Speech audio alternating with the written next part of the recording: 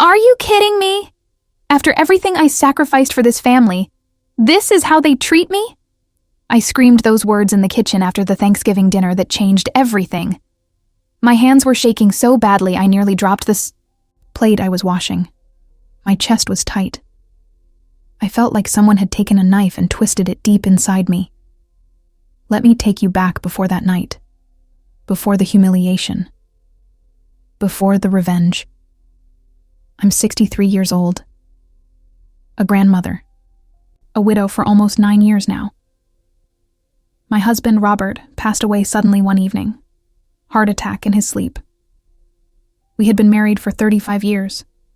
He was my rock, my partner, my best friend. After he died, my world collapsed.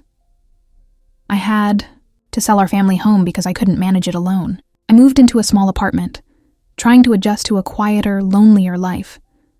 My son, Michael, was the only family I had left close by. My daughter had moved across the country years ago, and she rarely called. Michael was my pride and joy. I worked 2 jobs when he was young to put him through college. I skipped meals so he could have braces. I stayed up late sewing his clothes, clipping coupons, making sure he never felt poor, even when we were scraping by. So when he got married, I thought maybe, just maybe, I'd finally get to be taken care of a little. Not financially. I never expected that, but emotionally. I thought I'd have a bigger family, dinners together, laughter, a seat at the table. But then came her, Samantha, my daughter-in-law. At first, she seemed polite, sweet even. She called me Mom during the engagement, hugged me at the wedding. But slowly, the mask slipped. She never called unless she needed something. She made excuses when I invited them over. And when they did come, she would whisper, little digs, always with that fake smile plastered on her face. Oh, you still use that old oven? No wonder everything tastes so rustic. Michael told me you never really had a career.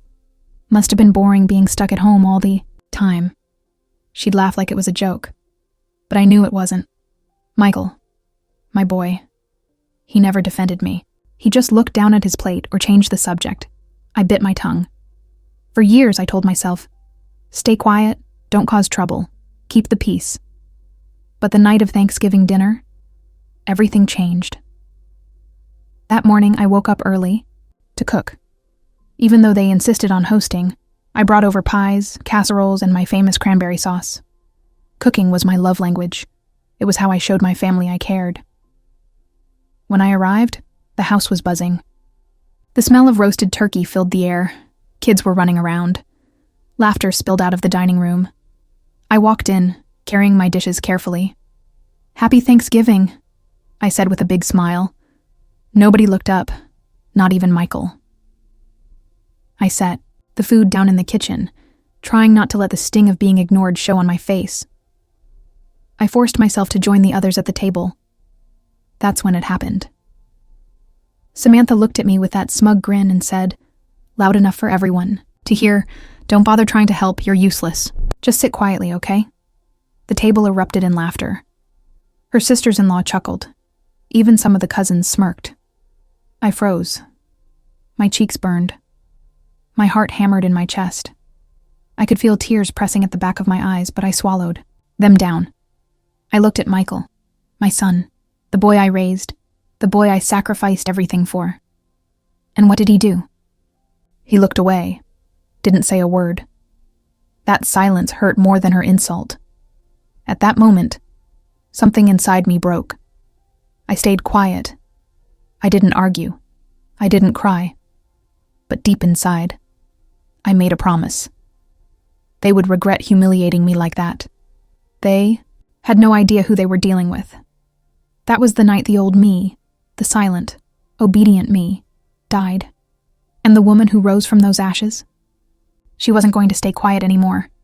She was going to take everything they loved, piece by piece, and I'd do it in a way so clever, so sharp, they'd never see it coming until it was too late.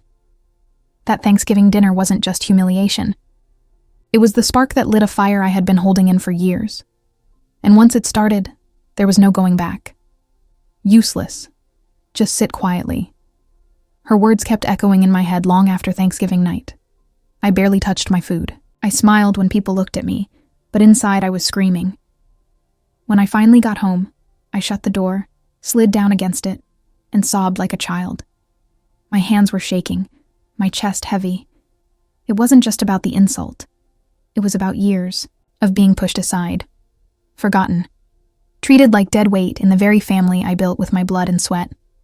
I lay awake all night replaying it over and over, and then something snapped. No more. I wasn't going to be their doormat, not anymore. The first red flag I noticed about Samantha had always been money. Michael used to be careful with it. He learned from me and his father how to budget, how to save. But ever since he married her, it was like watching someone throw their paycheck into a shredder. Expensive clothes, fancy dinners, weekend trips to Napa Valley. And the worst part? Samantha never worked. She quit her job 6 months after the wedding, claiming she wanted to focus on family.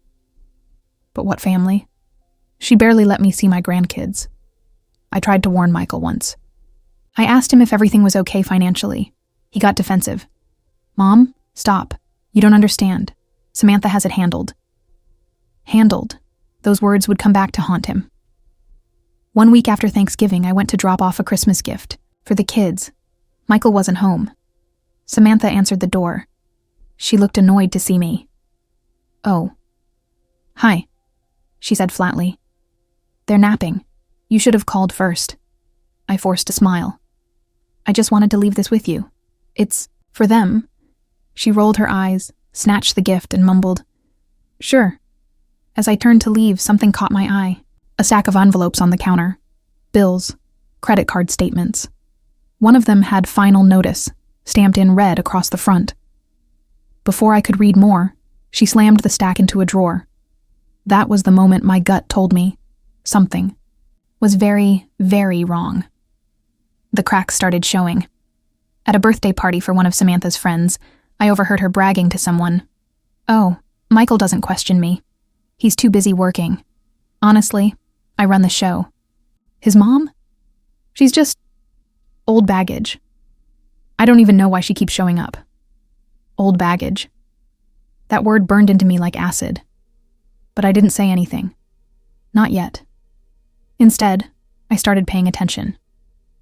One night, Michael called me. His voice was low, almost embarrassed. "Mom, can I borrow some money? Just a little. Until next paycheck." My heart sank. Michael had never asked me for money before. Not once. I asked why. He hesitated, then whispered, "Samantha's been overspending, but it's fine. I've got it under control." He didn't. I could hear it in his voice. And that's when I started digging. I went to the bank one afternoon, under the excuse of checking on some old accounts. One of the tellers I knew, a sweet girl who used to go to church with me, pulled me aside. "Mrs. Adams, are you aware there have been multiple overdraft fees on your son's account?" My stomach dropped. She couldn't tell me much, privacy laws and all, but she said enough. Enough for me to realize Michael was drowning, and Samantha was the one pushing his head under. Then came the final straw. I was at the grocery store when I ran into one of Samantha's so-called friends. She leaned in close and whispered, "Did you know Samantha's been looking at apartments? Without Michael?" "What?" I asked, stunned. "Oh, yes. She was bragging about how she'll upgrade once she's done with this place. Said she's tired of Michael's boring life. She wants something better. Better." That word, it snapped something inside me. She was planning to leave him. Probably once she drained him dry, and she thought she could just toss me aside in the process. No, not on my watch. I started watching Samantha more closely. Every little smirk, every shopping bag she carried inside, every phone call she quickly ended when I walked into the room. She thought she was smart, but I had lived 63 years. I had survived widowhood. I had raised a son alone. I had built a life from scraps. I wasn't just going to sit quietly while she destroyed my family. She wanted a game? Fine. But I was going to play smarter. Because, while Samantha thought she was the queen on the chessboard, she had no idea I was the one moving all the pieces. The betrayal wasn't just an insult at Thanksgiving. It was financial lies, secret plans, a web of manipulation around my son. And I wasn't about to let her win. I couldn't eat, couldn't sleep. Every time I closed my eyes, I saw Samantha's smug little smile. Her words echoing. Useless. Old. Baggage. And Michael, my son, too blind, too beaten down to see what was happening. I knew I had to do something. But what? It started with a small step. I began keeping a notebook. Every interaction. Every word she said. The bills I glimpsed. The friends who whispered about her spending and her plans. Dates. Times. Details. At first it felt paranoid, but then the puzzle started fitting together. One night, I offered to babysit the kids so Samantha and Michael could go out. Samantha agreed a little too quickly. After she left, I tidied the kitchen. That's when I noticed she had left her purse on the counter. The zipper was open. Papers were sticking out. I shouldn't have looked, but something inside me said I had to. I pulled out the envelope. Inside were credit card statements. Thousands of dollars charged in a single month. Designer clothes, spa days, jewelry, a Vegas trip. My throat went dry. My hands shook as I flipped, through page after page. How was Michael not seeing this? Or maybe he was, and just didn't know how to stop it. The next day, I confronted him gently. Michael, honey, are you okay financially? I'm worried. He looked exhausted. His eyes had dark circles. His shoulders slumped. I'm fine, Mom, he muttered. Really? But then he broke. His voice cracked. I don't know what to do anymore. She spends faster than I can earn. Every time I try to bring it up, she screams, says I don't love her enough, that I'm cheap, that I'm embarrassing her. My heart ached. This wasn't the boy I raised. This was a man being crushed. I wanted to scream, to march over and throw Samantha out by her hair, but I knew that wouldn't work. I needed something stronger. Proof. A plan. So I dug deeper. I called an old friend of mine, Carol, who worked at a real estate office. Carol, could you check something for me? See if Samantha Adams has been looking at apartments? 2 days later, Carol called back. You were right, she whispered. She's applied for a luxury condo downtown. Under her name only. Move-in date? Next month. I nearly dropped the phone. She was planning to leave. But not before she drained Michael completely. And then, one evening, I got the final piece of the puzzle. I was picking up the kids from school when Samantha's phone, which she had left in the car, buzzed. A message lit up the screen. Can't wait till you're free of him. That condo is perfect for us. The sender's name, Ryan. My blood ran cold. She wasn't just bleeding Michael dry. She was cheating on him. That night, I sat alone in my apartment. I poured myself a glass of wine, stared at the evidence spread across my table. Bills, notes, copies of applications Carol had snuck me. My hands trembled, my chest burned, but my mind was sharp. This wasn't just betrayal. This was war, and I was going to win. I didn't rush. No. That's what she would have expected. An emotional outburst, screaming. Maybe even me begging Michael to open his eyes. But I stayed silent. I smiled when I saw her. I even thanked her for taking care of Michael, because I knew. And soon. She would know that I knew. I started moving my pieces quietly. First, I spoke to Michael's old college friend, now a lawyer. I told him what I suspected. He advised me to gather as much proof as possible, financial records, messages, witnesses. Don't confront her until you have everything, he said. The courts will side with her if you can't prove it. So I did exactly that. I asked Carol for signed copies of the condo application. I snapped photos of the credit card bills when Samantha wasn't looking. I even managed to forward myself some of those incriminating texts. Piece by piece, the case built itself. But I didn't stop there. I started sowing seeds, whispering little things in front of Samantha when Michael was around. Oh, I saw a gorgeous downtown condo listing the other day. Do you two ever think about moving? The way she froze, just for a second, told me I'd struck a nerve. Michael noticed too. Oh, I was talking to Carol at the real estate office. She says a lot of women like to get places in their name only for independence. Isn't that funny? Michael frowned. Samantha's smile cracked just slightly. It was working. The tension in that house grew thicker every day. Michael started asking questions. Samantha started snapping at him more often. The kids picked up on the fights. And me? I played the quiet grandmother, baking cookies, babysitting, smiling sweetly. But inside, I was sharpening my knives. Because, soon, it would be time. She thought I was weak. She thought I was blind. But I had the evidence. I had the plan. And Samantha had no idea the storm that was about to hit her. I had everything. The condo application, the credit card bills, the text messages from Ryan. Proof. Cold. Hard proof. But revenge. Real revenge. Isn't about yelling or throwing a paw fit. It's about timing. It's about making the other person fall into the trap themselves. And that's exactly what I planned. Christmas was around the corner. Samantha always loved to show off during the holidays. Expensive decorations. Perfect. Photos for social media. She invited the whole family to a big Christmas Eve dinner at their house. That's when I knew. That would be the night. The house was glowing with lights when I arrived. A massive tree in the corner. Candles flickering on the table. Samantha in a sparkling red dress, smiling like she owned the world. "Glad you could make it," she said, her voice dripping with sarcasm. I smiled sweetly. Of course, dear. Wouldn't miss it. But inside, my heart was pounding. My hands itched to pull the folder out of my purse. Not yet. Wait. Dinner began. Everyone laughed, ate, clinked glasses. Samantha soaked up the attention, telling stories, making herself the star.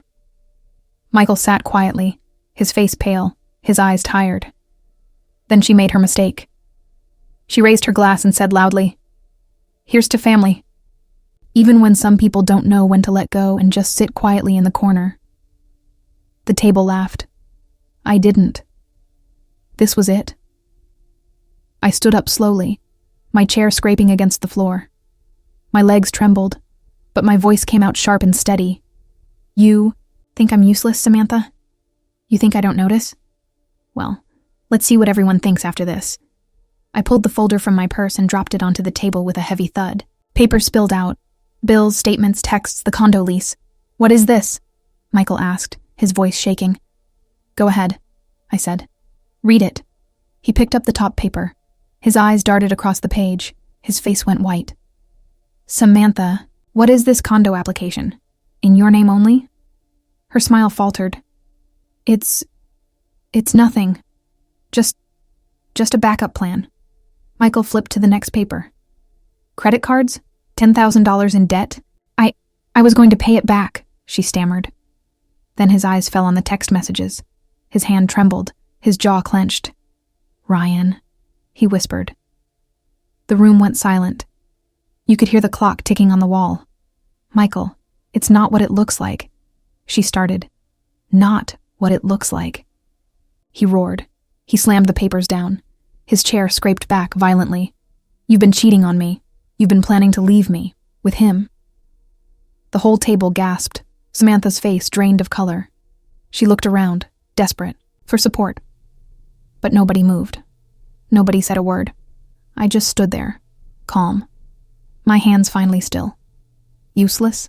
I said quietly. "No, dear. I'm the one who saved my son. I'm the one who exposed you. You'll never hurt him, or my grandchildren, again." Chaos erupted. Samantha tried to explain, tried to twist the story, but it was useless. Michael wasn't listening anymore. His sisters, his cousins, everyone stared at her like she was poison. Finally, Michael pointed to the door. His voice was cold. "Get out," she froze.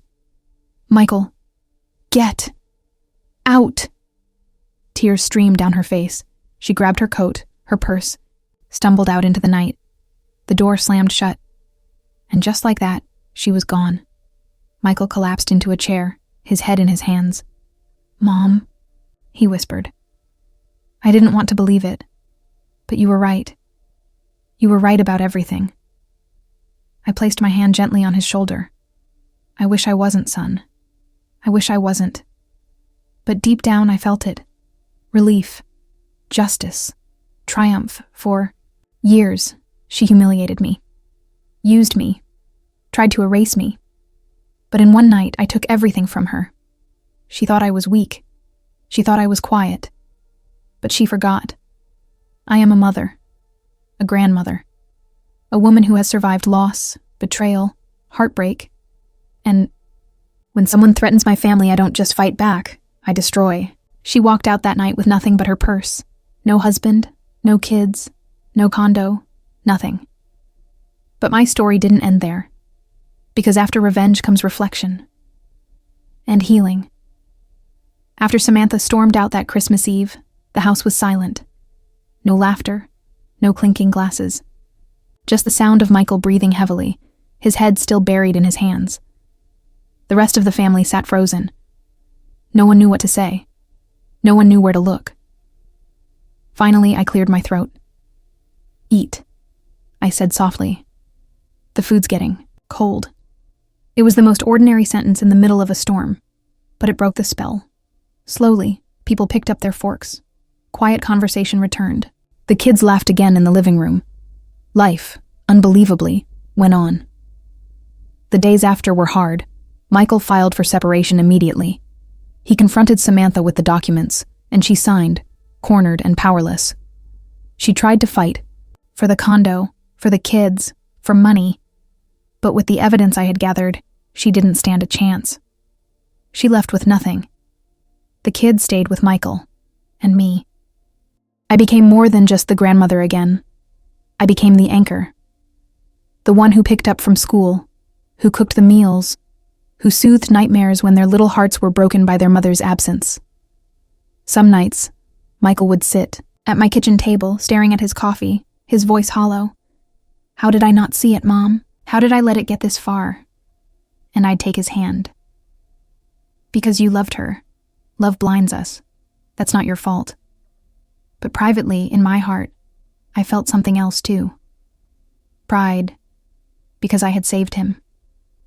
Still, I won't lie. It wasn't all triumph. There were nights I lay in bed and wondered, had I gone too far? Had I destroyed too much? I remembered the look on Samantha's face when the truth came out. Pale, shaking, cornered like an animal. Was there a part of me that enjoyed it? Yes. And that scared me. Because revenge feels good in the moment. It feels righteous. But it leaves a bitter aftertaste. One afternoon, I found Samantha waiting by my car. Her hair was a mess, her makeup smeared. You ruined my life, she hissed. I looked her straight in the eye. No, you ruined it yourself. I just turned on the light so everyone could see. She glared at me, her jaw trembling, then turned and stormed off. That was the last time I saw her. Months passed. Seasons changed. Slowly, our lives stitched themselves back together. Michael started smiling again. The kids laughed more freely. I felt welcome in their home again, not like a ghost haunting the edges. And me? I found peace. Not because I destroyed Samantha, but because I finally remembered my worth. For years, I let myself be treated like an old relic. A burden. A woman whose best days were behind her. But that Thanksgiving night, when she humiliated me, I made a choice. I chose not to stay silent. I chose to fight back. I chose to prove, to her, to Michael, to myself, that I wasn't useless. That I was still strong, still sharp, still dangerous when pushed too far. Now, when I sit at the table with my family, I no longer feel invisible. I see the way Michael looks at me with gratitude. I hear the kids call for me with joy. And I know I carved this place back for myself, not by begging for it, not by waiting for permission, but by taking it. Do I regret it? Sometimes. But then I remember that moment. Her finger pointed at me. the whole table laughing, my son looking away. And I know, if I had stayed quiet that night, if I had let her win, I would have lost everything. So no, I don't regret it, because sometimes silence is the greatest cruelty you can give yourself, and sometimes revenge is the only way to set things right. Family can cut deeper than any stranger, and love can blind us to the truth until it's almost too late. But never forget this. Your voice matters. Your worth matters.